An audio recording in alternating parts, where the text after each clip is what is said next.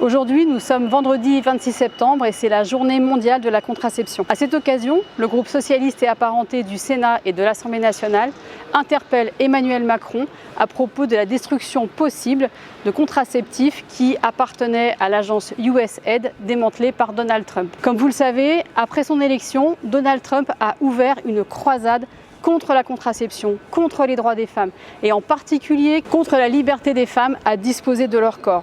Cet été, nous avons appris que près de 10 millions de dollars de contraceptifs allaient être détruits sur le territoire, sur notre territoire, ici en France. Nous avons déjà interpellé Emmanuel Macron pour qu'il intervienne et pour qu'il s'oppose à cette destruction. À ce jour, nous n'avons pas obtenu de réponse de la part du président de la République. En octobre, la France accueillera la 4e conférence internationale pour la diplomatie féministe puisque la France se porte comme le fer de lance de cette diplomatie féministe.